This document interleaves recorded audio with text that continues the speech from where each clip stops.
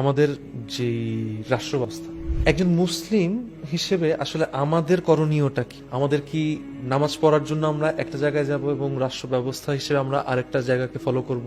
মুসলিম হিসেবে কি আমার ইমানটা ঠিক থাকতেছে কিনা যদি আমি গণতন্ত্র মুখী হয়ে যাই? গণতন্ত্রমুখী বলে না, আমি যদি সমাজতন্ত্রে যাই, গণতন্ত্র যাই, রাজতন্ত্র যাই, যেখানেই যাই, এখানে যদি আল্লাহ যে নিয়মটা দিচ্ছে সেটা মানা না হয় তখন ইমান থাকবে না। সোজা কথা। আমি আরো ক্লিয়ার করে বলি, অনেকে রাগ করবে আমার উপর। আওয়ামী লীগ, বিএনপি, এই সেই যেটাই সাপোর্ট করা হোক, এটা শরিয়া আইনের মধ্যে পড়ে না। যদি শরিয়া আইন ফলো করা না হয় তাহলে এটা হারাম মুসলমানদের জন্য। ইসলাম ধর্ম একটা পরিপূর্ণ ধর্ম, এর মধ্যে কোনো কিছু অ্যাড করা অথবা কোনো কিছু সাবস্ট্রাক্ট করার কোনো সুযোগ নেই। এখন মনে করি যে আমাদের ধর্মে আমরা এটাকে আরো বেটার করতেছি কোনোভাবে গণতন্ত্রের মাধ্যমে, তাহলে বোঝানো হচ্ছে যে আসলে আল্লাহর আইনের থেকে বেটার আইন আমরা বের করতে পারছি। যে আমাদেরকে সৃষ্টি করছে তার থেকে বেটার আইন আমি কিভাবে বের করব?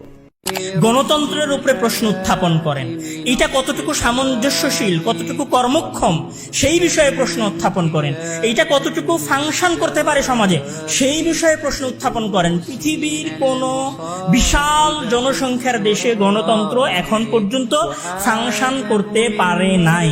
আপনারা অন্ধভাবে পৃথিবীর একমাত্র শাসন ব্যবস্থা মনে করে ডেমোক্রেসির পিছনে ছুটবেন, নাকি নতুন স্বতন্ত্র আলাদা ইসলামের কোন শাসন ব্যবস্থার কথা আপনারা জনগণের সামনে উত্থাপন করবেন? আমি যদি বলি যে ডেমোক্রেসির সবচেয়ে বড় মূল ভিত্তি যদি হয় জনগণের শাসন কায়েম করা, তাহলে আমি বলবো যে বাংলাদেশের যত রাজনৈতিক দল আছে তাদের সবাইকে আগে এই বাক্যে একমত হওয়া উচিত যে বাংলাদেশের জনগণ কি গণতান্ত্রিক সিস্টেম চায় নাকি বাংলাদেশের জনগণ ইসলামিক শাসন ব্যবস্থা চায়।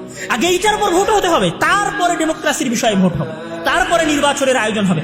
আপনি লক্ষ কোটি জনগণের মনের বাসনা কামনার কথা শুনলেন না, আর বলছেন যে ওকে বাংলাদেশে ডেমোক্রেসি কায়েম হচ্ছে মানে জনগণের শাসন কায়েম হচ্ছে। এটা একটা ফাও ভুয়া কথা, যেই ভুয়া কথার মাধ্যমে সাধারণ জনগণকে শাসন করা যায়, শাসন করা হচ্ছে।